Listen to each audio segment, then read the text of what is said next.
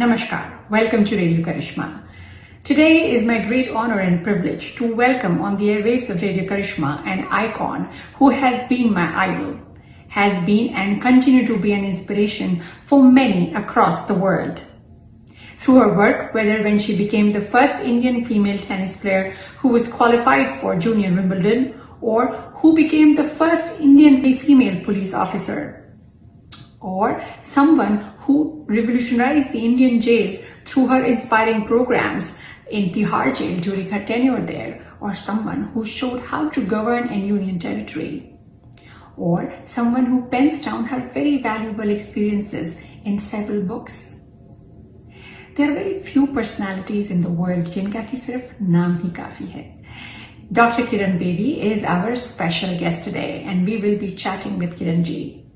But before that, I want to make a personal note about how Kiranji's leadership style, one specific attribute, that is fearlessness and fairness, that has had a huge influence on me during my work in media and community organizational work, where I have to deal with many people on a regular basis.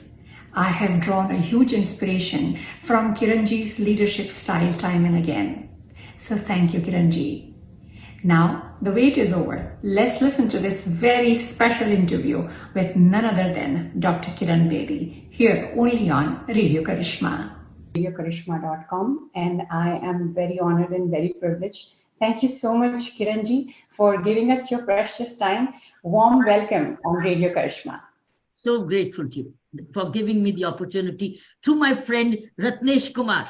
Yes, absolutely. I want to mention Ratnesh Kumar ji, who is a professor in Iowa University. उनकी वजह से ये interview आज हो पा रहा है, and मैं अपने रेडियो करिश्मा के सभी लिसनर्स को इस मौके का फायदा उठाकर बताना चाहती हूँ कि रत्नेश जी न सिर्फ हमारे बहुत ही लॉयल और रेगुलर लिसनर हैं, but at the same time is a big supporter of Radio Karishma and actually the inspiration behind some great work that we have been able to put up together, जैसे कि हमारी first radio series थी अलख Niranjan. So thank you so much, Ratnesh ji, for being there and for all your help. Yeah, you know, it's a lot of fun, So, doing all these things, interactions, I was also interacting with ID Kanpur Alumni Association, and that really brings a new dimension that, and keeps the life more interesting, and you can contribute in different ways in different capacities. So thanks for being there, and thanks Kiranji to be so graceful to accept our invitation to do this interview. Yeah, thank you so much. Thank you so much, Ratnesh. So Kiranji, my first question would be, that's your ability to turn the stones or rocks thrown towards you into stepping stones. You have been thrown into so many different situations, and each time you actually created a new record and added a new feather in your hat. How does one cultivate such attribute with experience, or you think it's an inborn quality? Please give us your insight as to how to create that kind of positive and creative conscience. All I can say is that it's about conscious living. It's a conscious growth. It's a growth with awareness. It's also growth with a purpose. And lucky are those who can find their purpose younger in age. Since I found my purpose at a pretty young age, as a teenager, I had found my purpose. It's like people get spiritual very early and they become saint towards. See, they rise above to become saints, or they have a turning point. Saints are those who grow, or they have a turning point. So it is all about either you have a turning point or you grow. I think I found my purpose for not being one of the crowd of women. What was the crowd of women during my time? Crowd of women were all homemakers, dependent homemakers, less educated, and their primary goal was to give birth to sons, and finally get married with a very heavy penalty, or migration out of their parents' home. That was a crowd which I was witnessing, a large crowd of women who were actually, even if they were getting them literate and educated, skill development was not the issue at that time. Either you've gone into a medical field, or you've gone into being a nurse or a teacher, or engineering was not the issue, not the profession at that time. And government and policing was out of the question. Few women were making it to the Indian administrative service, and very few were making it to the Indian foreign service. I found my purpose early, that I'll not be one of the crowd. This is not acceptable to me. This is not going to be my life of dependency. So I think once I've grown out of the fact, like a man grows up, the man grows up with the feeling that he's going to be a provider. He doesn't have to be told, you have to be a provider. He doesn't have to be told. He naturally grows to be a provider, to self look after himself. I also became like that. I naturally grew to be a provider to myself, provider to others. I grew up like the boys were growing. And the credit to my upbringing, like the boys were growing, goes back to my parents. So the environment made me, and I'm very fortunate that I imbibed the environment in a positive way, because I could have taken the negative way as well. Yeah. I could have complained, or I could have fallen a prey and saying I have an opposite, or that's not the facilitation. But my home was a facilitator. My parents were a facilitator, and my world was complete. When my home was a facilitator, my world was complete. I was not dependent on what others think, what others say. Why? Because this was the education in the family, and I had faith in what my parents were giving me. And I also saw the disadvantages of being part of the crowd. Yeah. The crowd was abhorrent to me. It was not acceptable to me. It was not acceptable to be part of the crowd. I rejected it as a teenager. That's why you see, I have short hair. I cut my hair at 14. For what? To play quick tennis, to be free, to have bath 3 times, and no time lost in untangling my tangled hair, because I was a tennis player, and they would get drenched. They would get drenched. They would get wet, and they would come and hit the plait would come and hit my eye when I'm playing, and then leave a spray of sweat into my eyes, and I'm competing in tennis. Why do I need it? So I probably was one of the very rare girls who had a hairstyle like mine. And this is not a design. It was a need-based hairstyle. I don't need to curl. The sun will dry it, and the air will comb it. It was that kind of so I think I owe it to this upbringing that so any blockade which came my way was a stepping stone to learn more, to become understand. So it's a life of awareness. When you're carving your own road less traveled, or almost carving your own new road, there will be pebbles there would be forests, there will be blockades, there will be no paths. You may have to create your own. And I was happy to create my own, because I was picking up the mental tools to do it.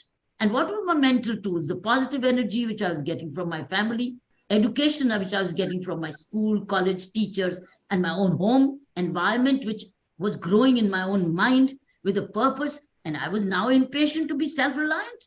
So that's why at the age of 20, moment I finished with masters in political science, the top honors, I got the first job straight away, an offer to teach at a Khalsa College for Women, Amritsar. And I started to earn. I was on a scholarship prior to that, and immediately started to earn. I was achieving my purpose, but you see, I was impatient. And the impatience was driving me harder to achieve that goal. And I think that is I think I was blessed with a very good attitudinal and positive environment. So you're very humble. You're saying, you have very good upbringing and everything, but you were the one who was doing it. So, you had that conviction and willpower to continue regardless, where you were sent. Sometimes I can understand that in a particular department when you were working and you were doing so great, and suddenly you were told, leave that department and go somewhere else. But there also you created wonders. So that is not easy. I mean, what we see in our regular life or around, even in the professional life, we have seen, it's very difficult to adapt, in places where, you didn't want to go, but you are there. And all of a sudden, you just actually, in fact, you are doing better than what they thought you would do. So that is something, you deserve a big clap and a big crown for that, for doing that very successfully again and again and again in your life, I would say. You see, in life, what you're comfortable with what you're comfortable with, what you're trained in, what you're habituated in. If you continue to do that, it's easy. In fact, to turn it around is difficult. Yeah. Like, for instance, if being physically fit is a habit, and if you stop doing this, that's what is troublesome. Not keeping up the fitness, but stopping your fitness. That's difficult. Similarly, if you are a marathoner and if you stop running, practicing, it's difficult because you feel you lost out on something. I loved my work and I continue to love my work. Yeah. That's why I made a good student, because I love books. I loved my school. My schooling was not a pressure. I loved reading books. And every time I got a high because I learned something new from a geography book or a history book or a civics book. Yeah, I loved literature. I was a humanities student. I was not a science student. I was I loved all liberal arts. I'm a liberal arts student. And I loved every subject. And I used to be an advanced reader of my books. And that habit got cultivated because my mom would get me the books of the next class before the class would begin. And the summer vacation, which we had, those 3 months summer vacation, 2.5 months, we used to have wonderful 2 months of vacation. I used to read up the books out of curiosity in advance. What is in the book? Yeah. Isn't that great? See, I was an advanced learner out of curiosity. What am I going to learn in my next standard? So if you have a curiosity to learn, that curiosity, if you stop it and kill it, I think that's when you start work. But if it's your habit to be curious to learn and being a student your rest of your life, to be remaining fitness and be in charge and being in command of you're habituated. You're habituated to work in a particular style. I think the problem is if you decide to change it and reverse it. For me, nothing's been this difficult because work has been growing up, evolving. I've been raising my level because that's my habit. When I was competing with my tennis, that's why sports for a young girl or a boy is very helpful. What was I doing? I was lifting myself for every match. I was preparing for every match. I was strategizing for every tennis match. I was traveling for every match, preparing myself, right? So I think that now that sports habit of every time, you can't rest on your oars. I've done my fitness a month ago and I've had jalebis and samosas and laddus meanwhile, and now I can go and win. No, your preparation is a daily preparation. Yeah. You have to keep prepared if you like playing tennis, if you like competing. I had a choice to give up. I don't want to play tennis. I don't want to compete. I love the travel. I love the adventure. I love the trophy. I loved it to see Kiran Peshawariya, India's national junior champion. I love my Peshawariya surname splashed all over. I loved all this. I love my dad, mommy happy that that they are there playing. Yeah. So I loved all this. I continue to love. It became a habit. So why should I change? And it's called, when you want to be a champion, you don't change a winning game. Yeah, absolutely. Why should I change winning habits? Why should I? Unless they are useless. Of course, you can add to good habits, but why change good habits? So work habits, communicating habits, preparation habits, library habits, dressing habits is the same. Food habits. So I'm not boring. Believe me, I love everything what I do every day because there's something new to do every day, and every day is a new day. So that's who I am. So you're asking me, I did better and better. Well, that's my habit, to learn more, to improve more, and make good friends, learn from them, take up their good habits. I am a learner. I love this. In fact, that's what life is about. So you've been first, you've been pioneer. Which one is your favorite first achievement of your long list of first things that you've done? I think the most prestigious for India of my first is they became the first woman in the world to be the civilian police advisor to Kofi Annan at the United Nations. To my mind, this is the most prestigious because other first is okay, it's national. But what became the first ever international first? Indian woman as a police advisor to the Secretary General of the United Nations in peacekeeping operations, which is predominantly a male world. Yeah. And that's where there were not Indian men. They all, I large 2-3 colleagues, Indian colleagues, rest of them all from all over the world. And working with them where they're culturally different, somewhere the language is different, geography is different, attitudes are different, work habits are different. And then working as a team of international and they're top cops. They're not used to being led by a woman. And I was the shortest among all these tall men. They were, Norwegians were 6'5". Norwegians were 6'5". Norwegians are very tall, right? They were very tall. And I had to really look up to them to speak to them. And they could say, but how do I get them accepted as a police advisor? And number two, at that time when I went, Indian police wasn't at the top of the quality, or India wasn't on very high level. You see, today the way India's branding, today the way India's branded, India was not branded like this in 2003.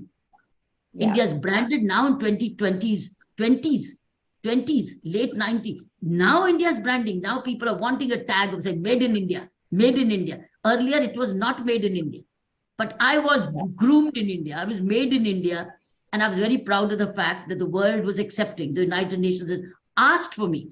Actually, I'm told that I was asked, I was a pick for the police advisor. My gender became my asset. My policing experience became my asset, and my prisons experience became my asset. My authorship became an asset. I had written books, my PhD, my law degree, my prisons assignment, and my policing reforms, and my Magsaysay Award. See, all came together. The Ramon Magsaysay Award, which I had got the Asian Nobel Prize, it's equal to. All this was all in one. And that's a kind of chemistry or mixture they were looking for, amalgamation of prisons, policing, community service, and my 2 NGOs which I was running. So where do you get one person?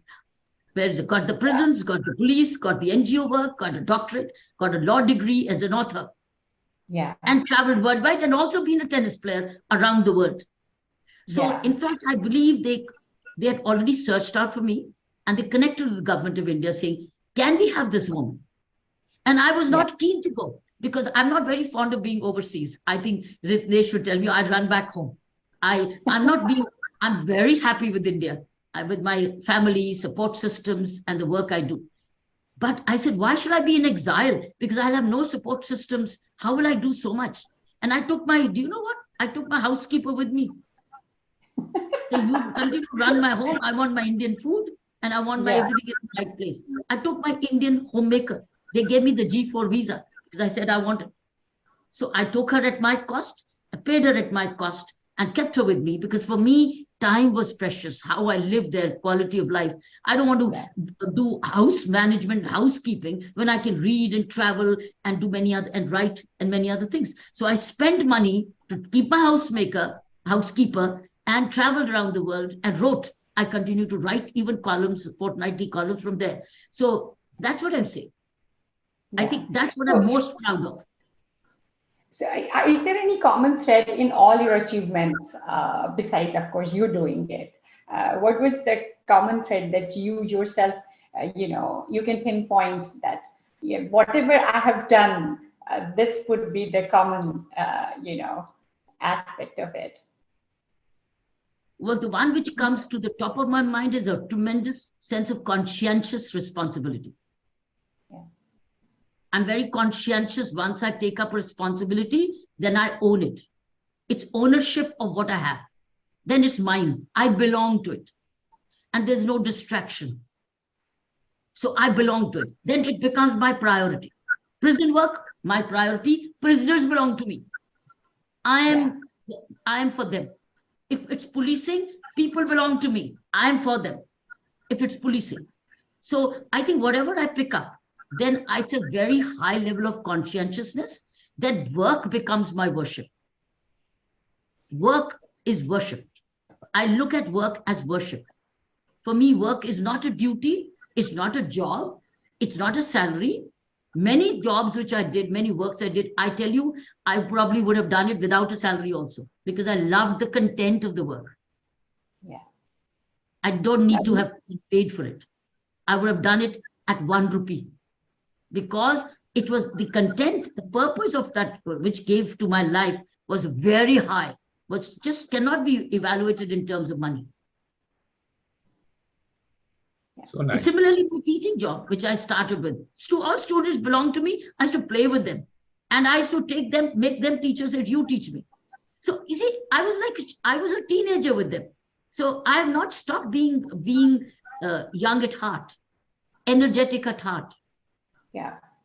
So Definitely. It's a conscientiousness and sense of responsibility for what I am, where I am, what for.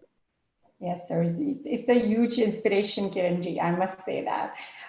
Well, you were just talking about that how you were short in the stall men in that organization, But tell us your experience when you joined the Indian Police Service, where you were the very first woman. Was it difficult at that time? What was that experience like? Well, I was in the general knowledge books when I entered the Indian Police Service. So all the students, all the officers who had come reading my profiles, so they were looking up to me, because I was an Asian tennis champion.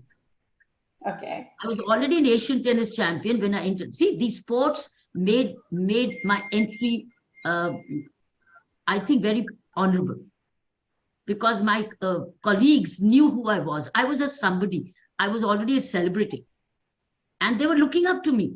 I was a number 1 in academics. I was an Asian tennis champion, physically very fit, right? And very professional and purposeful. And I was married, I was settled. So there was nothing, no distractions around. Yeah. Very focused for what I'd come, and with the real purpose, what have I come for? So, and I love doing whatever I do. I think I made friends there. There were no envious around. My male colleagues rallied around me. They loved the fact that this batch is historical, batch of 25. By the time, in fact, I'm a silver jubilee batch of 25th of the IPS batch. My colleagues were just thrilled that they have a woman with them and who's being a part of the whole team. So there was no competition amongst us. They just loved it. And I enjoyed being with them. See, because for me, this was not a new world. I'd been playing with boys as a tennis player. I was traveling with the boys. I was competing with the boys. So it was not a sudden change of a world. Yeah. That is where I've always said girls must play, go play everywhere, because when you play, the world opens up much more. And of course, you time manage to study as well. Yeah. But I'm sure for you it was not difficult, but was it difficult for them taking orders from a woman officer?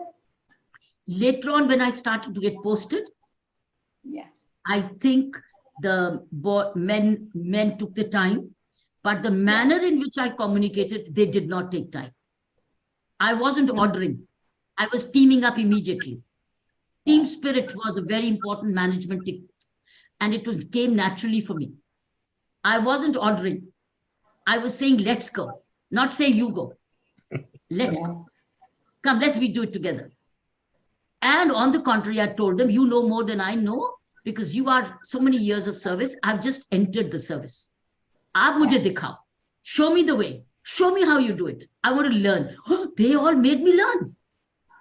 Yeah. They loved it. The fact that the senior, who happens to be, because I've entered the Indian Police Service in the middle, while they've grown in service, I valued their experience.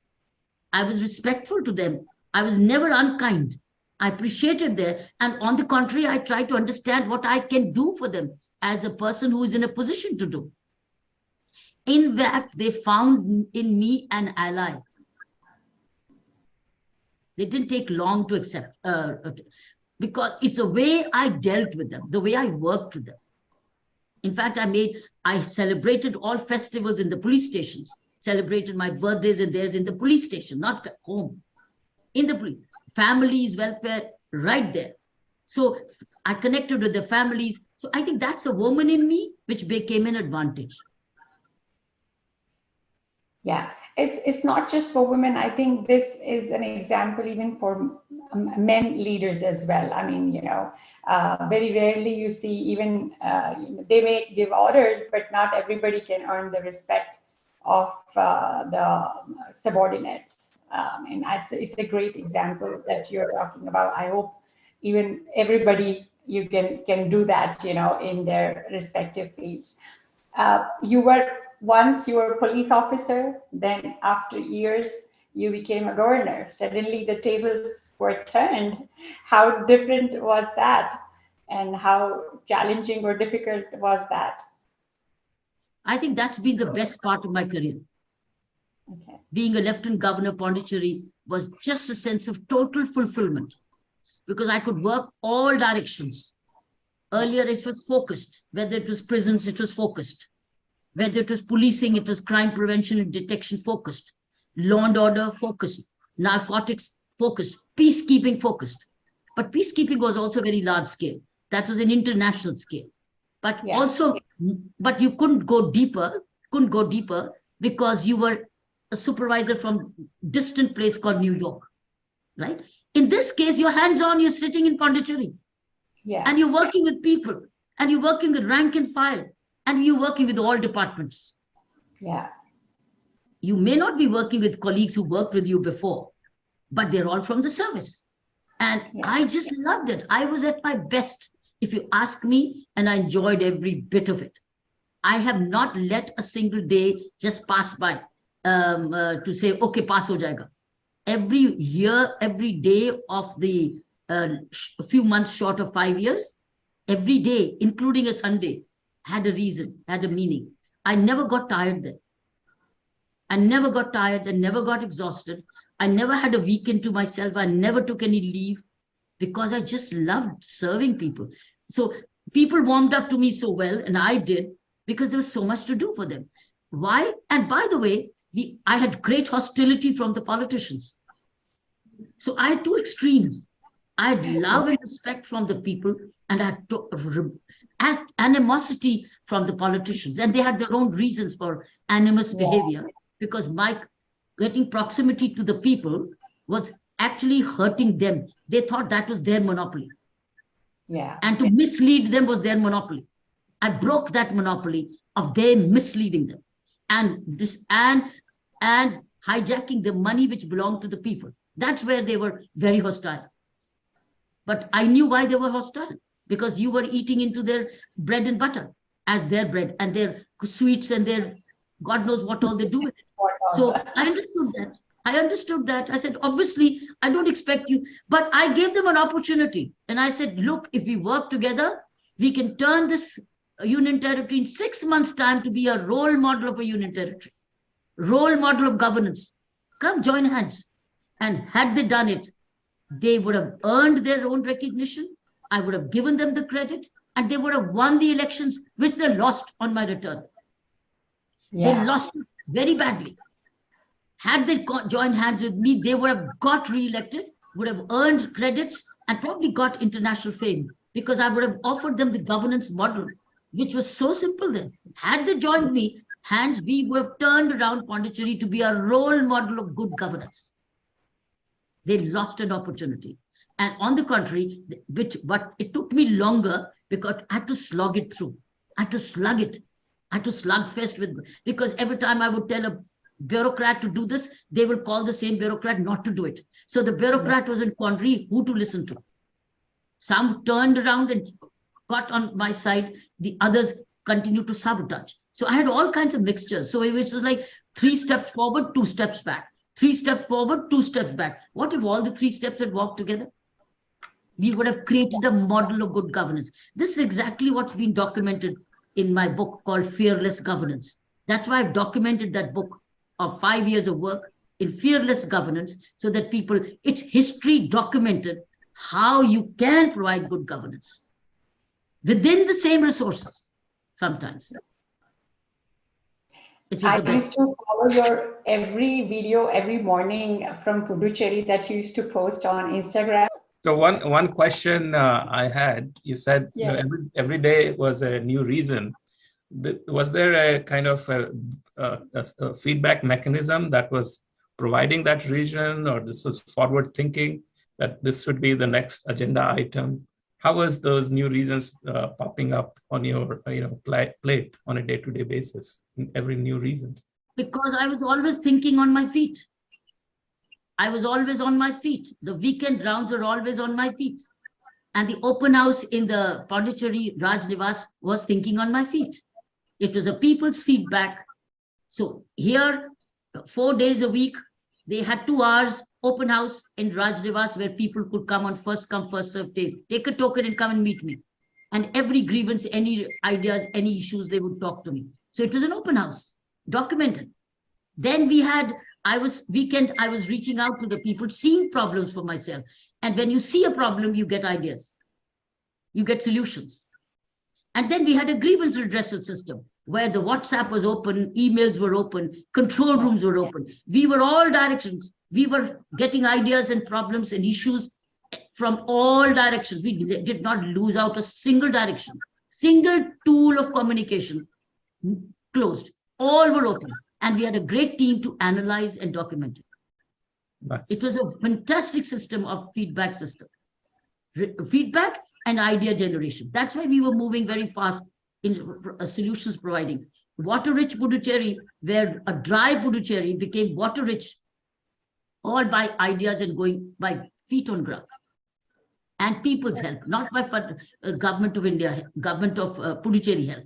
It was by donor-driven. So these are the things which happened because I was accessible on the grounds, trying to see things, co-opt people and collaborate. Yeah, Collaboration. Yeah. Thank you for that insight. Brilliant as always, Kiranji. Absolutely. Very wonderful. Every time, every role that you have played, you've been actually thrown into so many times. That has taught us every time, they're like brilliant examples that how one should lead. In fact, you have changed a lot for Indian women for what you did and how you led and continue to lead.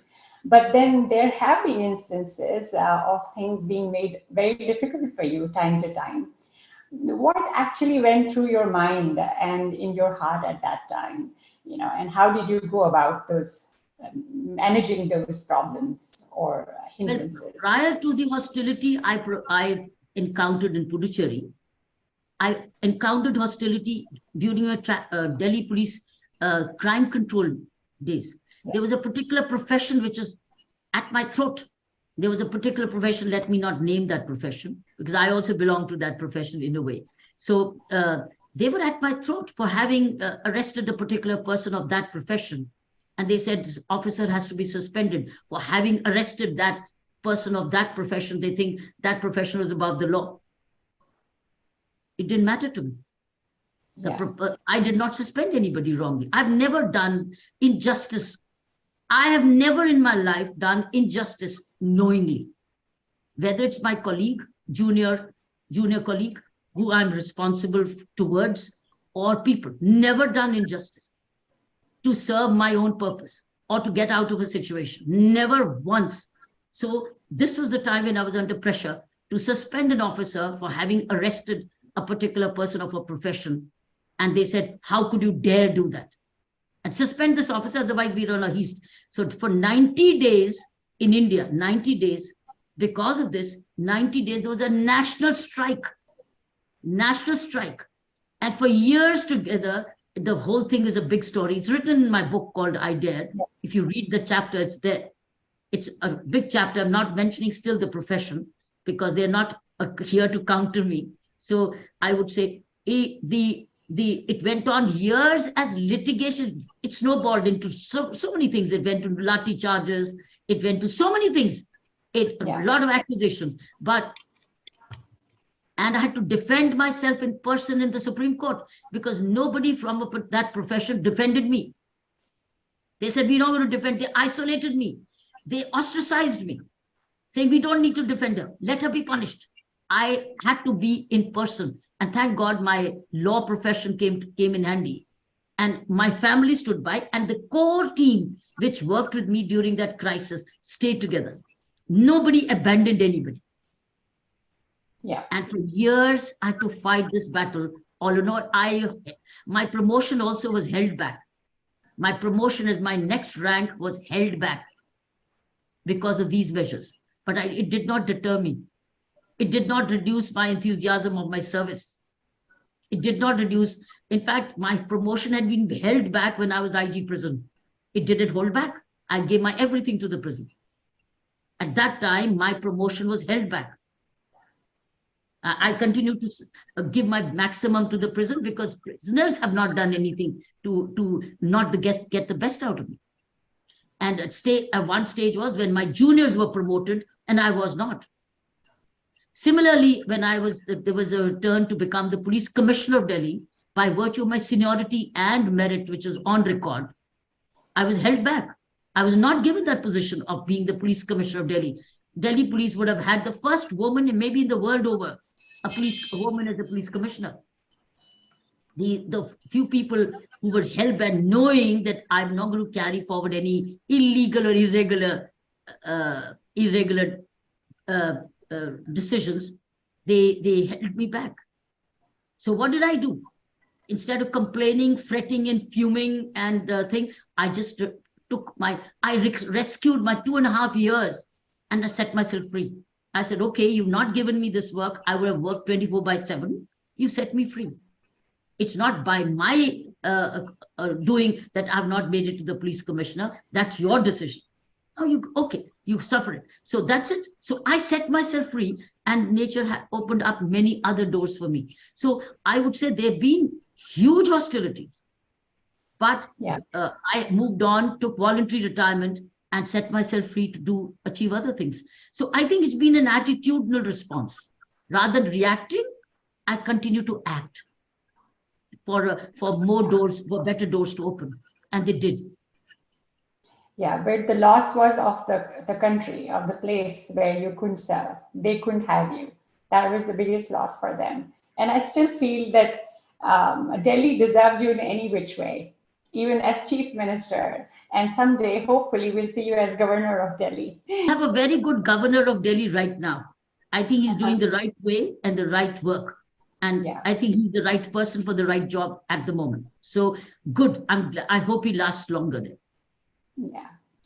So growing up, you were my idol, and the other idol also was Kapil Dev, a sports person. Very recently, he got into this controversy a little bit, and I don't know why he got into that when he was trolled for saying what was the right thing actually.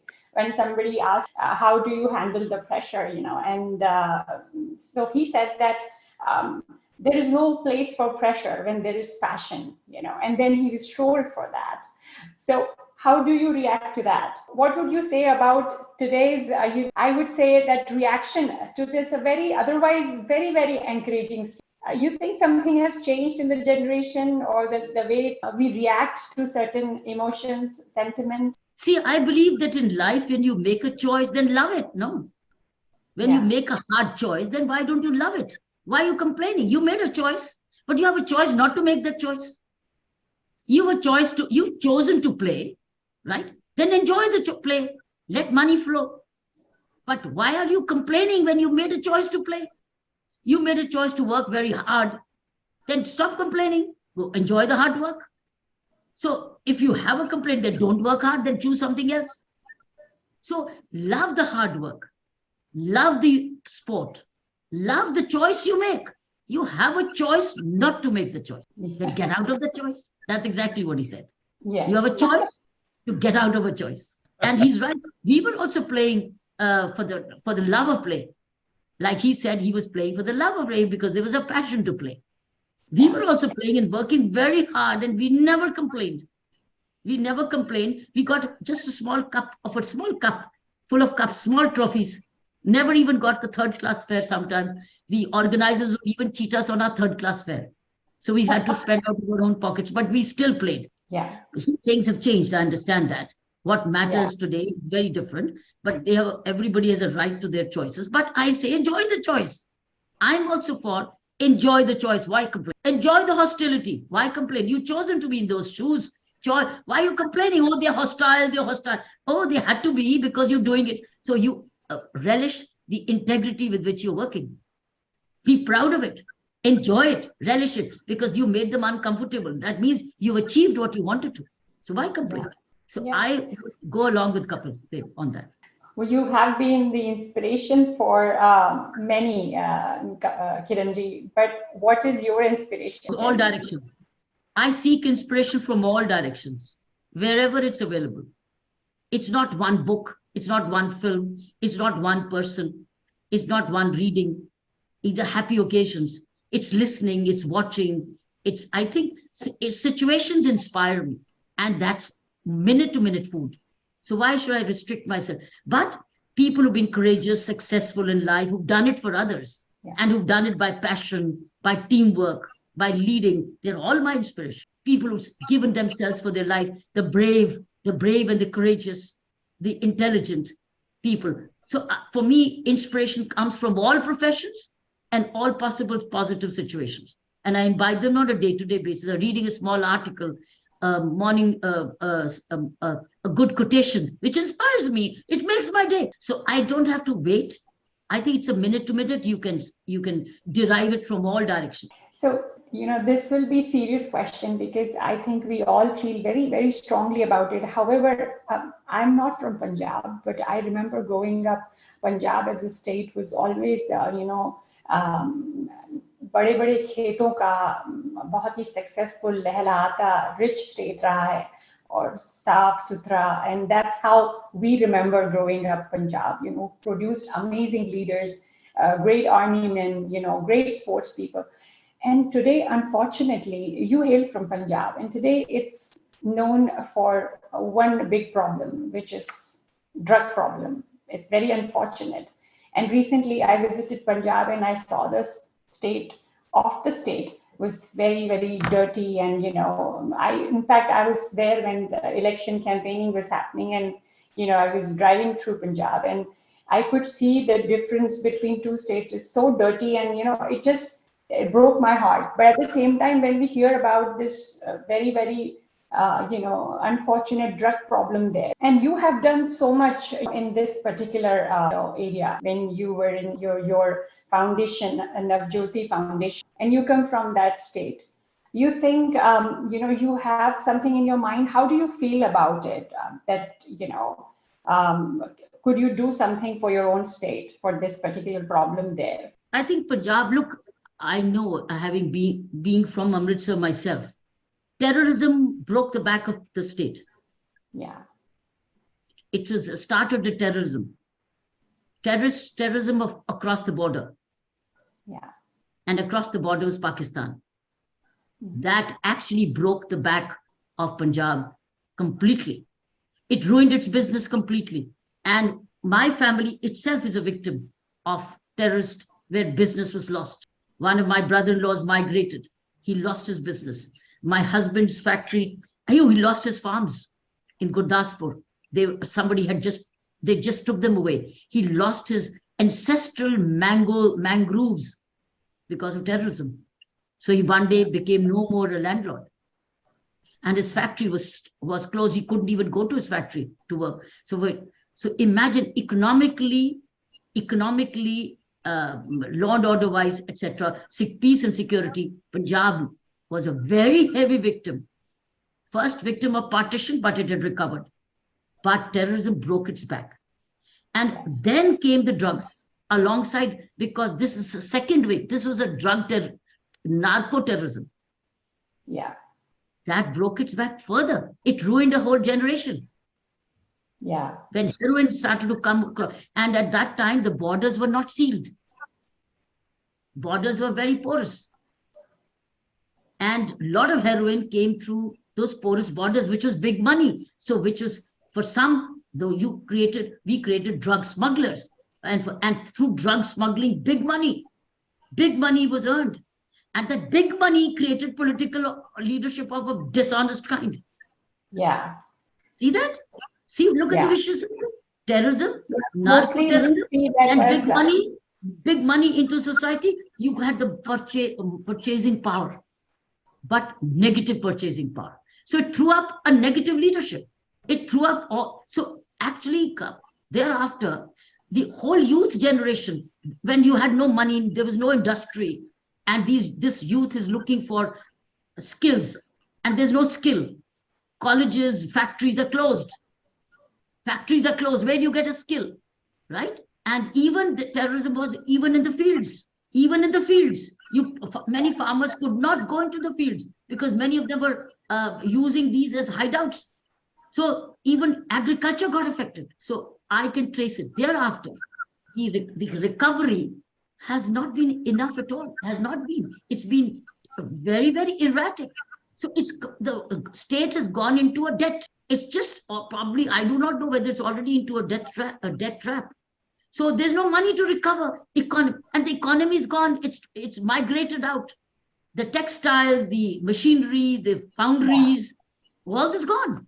And the youth, the same youth which was vibrant, energetic, get-go, valiant, is victims of drug abuse sometimes, or many of them. So Punjab has been, but it never recovered because it never got good governance after that.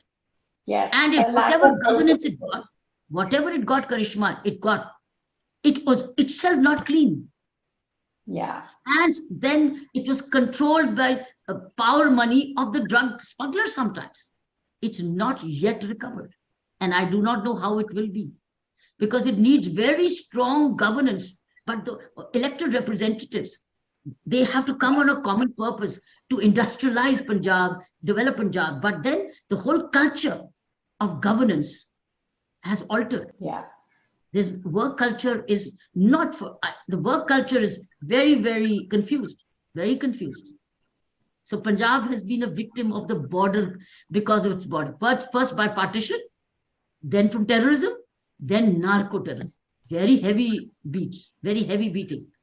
Isn't that unfortunate that, a person like you, personalities like you from Punjab, and who are doing such amazing work in that particular area, as far as I'm saying, through your foundation, Navjyoti India Foundation, and they are not utilizing your services or your experience in that particular, field of, handling the drug problem on the social level and even on the police level, There has to be a passion for transformation. There has to be a passion for reform. Majority must go for passion for reform, passion for transformation. There has to be a vacuum. There has to be a hunger, a thirst to transform expeditiously. Moment there's a hunger and there's a want, you start looking for where is the solution. Yeah. You think there's a lack of will? It's not lack of will. Probably it's lack of janoon to transform. You need to have a janoon. I have to transform Punjab in the next 5 years. How? And then where everybody converges and there's an effort to bring people together, and people must trust their governance. At the moment, it's a culture of I give this. It's transactional. At the moment, it's a transactional culture. I give you this, you give me this. It's not we work together to change. It's I give you this, you give me this. I give you this, you give me this. It's transactional. It's not transformative. It's not a movement to recover. It's not a movement of recovery. It's a transactional culture. That's the reason. So what are your thoughts on achievements and challenges of India as a nation, and your thoughts on addressing some of the immediate challenges that we face today? I think India's population is becoming a demographic dividend because of the spread of information technology education across the length and breadth of India. More and more transparency coming on because of digital revolution. So India has had huge recovery last few years, and that's why we are the 5th largest economy already in the world, better than UK today. But because of these digitization, manufacturing revolution, startups coming up, innovation coming up, pharmaceutical, we're becoming the pharmacy of the world. Jan Dhan accounts, the government of India policies, the schemes which are coming up. I've implemented many of those schemes in Pondicherry, which were all financed. The way they handled COVID, the way they came up with the vaccination. I think India at the moment, despite all its challenges, is on the trajectory for growth. Despite all these handicaps, it is on the trajectory for growth. And every day, very huge investments are being made in infrastructure, airports, highways, railways, paperless work, computerization. I think just it's moving towards greater and greater transparency, by which the corruption levels will come under control, are coming under control. More GST, the GST, where the income to the government now is on the surface, where it's a source reductions now. So the income to the government, incomes to the government of India are increasing by the year. So I think everybody on the Aadhaar account, everybody gets an identity card. So many things have evolved, and there's an ease of doing business. Every day new problems are being sought to resolve.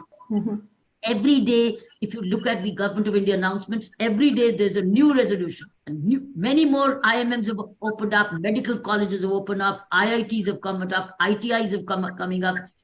I think you will see in India, I believe, if we continue with this positive, sustainable, progressive trajectory, agriculture, even in agriculture, now they're going in for incentivizing organic manuring to replace the chemicals.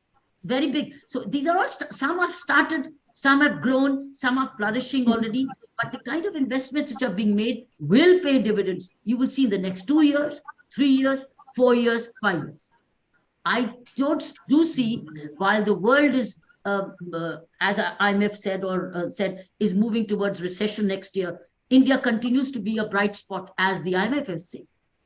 Continues to be the bright spot. They're saying that, because of the policies and the investments which the Government of India is continuing to make in infrastructure, and are also encouraging innovation, patenting, startups, and also easy money, easy loans available from various financial incentive schemes like Mudra scheme. There's a scheme, and the skill development. Even I think the challenge before India at the moment, to my mind, is it's lagging behind providing the right skills for the jobs which are waiting. That's a lag. And now with the new education policy, where skill development will be an integral part of the 9th standard, 10th standard, you will see the results coming in 3-4 years. But you see, there's a lag. So skill development is the challenge, where you get the right managers, the right people with the right tools. So that's a challenge, which the employment generation. That's why government is heavily investing into manufacturing, so that more and more job employment generation happens. So I think it's a skill gap. It's not the skill, it's a skill gap. While the IITs are emerging, every day I've seen IITs of India are coming up with something new. The other day, probably IIT Madras, they've come up with already an artificial heart. Kanpur, IIT Kanpur. IIT Kanpur. Yes. IIT Kanpur that's Ratnesh's IIT. IIT Kanpur, he's proud of it. He's a product of that. So IIT Kanpur has come up with an artificial heart. In 2-3 years, they'll come up with a cost-effective artificial heart to be replaced. What would cost 1 crore rupees overseas will cost you a few lakhs only here. So IITs are now competing with each other to come up with innovations. So you talked about the national policy and the national challenges. Do you see any global challenges as well? And how do we, what are some ways to make headway with those challenges that you see? I think I see immediately 2 global challenges as a close observer. One is the climate change. That will be the biggest, because you have no control, because whatever is happening on the Pacific Ocean or the Indian Ocean doesn't spare any country, or the Atlantic, because the way the oceans are heating up, the way ecosystem of the I think it's getting hit. To my mind, that's the climate change is everybody's concern, but becoming who takes the lead, who sacrifices the current situation, because there are sacrifices. The need for more solar energy, the need for more electrification, etc., is need to be fast forwarded. The greater use of solar energy and the less use of fossil fuels is absolutely essential. That is where the maximum investments need to be made. But it's time intensive. Then comes the water issue, water, agriculture, the food production. These are the challenges, and also the wars which are going on. I think the war in Ukraine is costing everybody heavily. It's hit. That's the biggest reason for United Kingdom's crisis.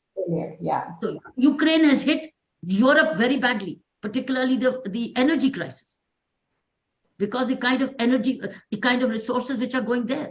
So this war has been, COVID had hit us very badly. Earlier you had a COVID and then it's a double whammy. Double whammy. After COVID, you have the Ukraine, which has been a crisis. You see, the world has become a global village as well. So look, the entire energy supply was coming from Russia, so much of most of these European countries. When that got hit or became expensive, it's hurt their economy after COVID. So COVID followed by Ukraine war has been a double whammy for the worldwide economy. India has somehow survived it, somehow neutralized it by walking its own path, by strong political leadership. India today has very clear-headed, visionary, strong, ethical political leadership. Today, India is very blessed. It's got clear-headed, visionary political leadership. That's where we've got saved. Yeah. And it has a good government which is running as a team. The bureaucrats are being made to deliver, made more accountable. So I think those central policies, and some states are also driving the change. Some states are also very well run. So it's happening. Uttar Pradesh, the security quotient has gone up. Yeah. So I think these are the brighter areas which are protecting this country. That was my second question, but you answered already. I wanted to ask you, how do you rate the present government handling those global challenges? But you already answered it. And now about your new book. You've written previous books and they're always loved and cherished. And this one is Fearless Governance. And so what insights and messages? This is the book you're talking about. Yes, yes. So what insights and messages it offers to its readers, and who should read it and why? I'll read out what Indira Nui said about this book. Yeah. She said, fearless governance is a blueprint for good and effective governance. The leadership practices cut across public and private sectors. That's what she said when she released this book. I think her saying it all, it's a blueprint, it's a fact. It's got leadership practices which can work anywhere, in any sector. Whoever wants more out of who wants to be more productive, whoever wishes to be more productive needs these ideas in the book. Some ideas will apply right there. Whoever wishes to be more productive at work, personally, professionally. Great. I can't wait to read this. Definitely. I would love to read it, Kiranji. Before I say thank you to you, I have so many questions, but I know we have limited time. But I want your message for my Radio Karishma listeners. And also, I would like to ask you, are you done with the politics, or you would still consider dabbling in it? No electoral politics for me, ever. Any messages for Radio Karishma listeners? Please keep going strong. I'm going to start listening to you too, to entertain. As Ratnesh said, you come up with so much of a brilliant variety, versatility. I want to listen to you. So I'll hear you now hereafter say. So keep going strong, because I'll be listening to you. And my listeners, what do they get as their last message from Kiran Devi? Have a great year ahead. Think ahead. Be a giver. Plan what will you give to the other, because we are all haves. We've all become haves. So let's reach out to the have-nots in any way, in whatever way you have. So plan your giving quotient for the year to 2023. Say, yeah, I'm going to do this for this. So if it's an Indian, link yourself with a village, a pond, a school, anything which, if you're an Indian, listening to me, then go back, find out where your school, or link yourself with any NGO which may be acting as a bridge for you to reach. So Indians in the West are all haves. We can work, maybe skill development, provide a scholarship to develop the skill of a particular person, that one person can get skilled in another year and starts being an entrepreneur. So I think let this the year for overseas Indians in 2023 be a year of giving, empowering India and Indians so that they can fast forward in their economy and be highly productive, so that they become providers and entrepreneurs. It's not job employment, it's entrepreneurship generation. So skilled hands means more entrepreneurship. Once they're entrepreneur, there will be capital available from the government. So therefore, there is a root to this. So I would say the Indian generation, the Indians overseas, NRIs, find out can they link themselves to the cause, small or big, doesn't matter.